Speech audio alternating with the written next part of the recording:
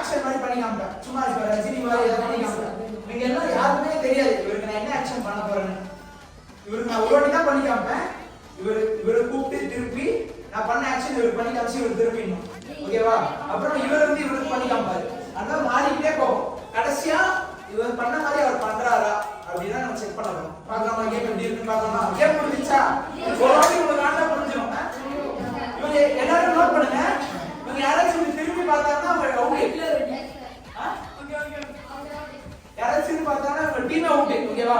அப்ப நீங்க யாரும் திரும்பவே கூடாது.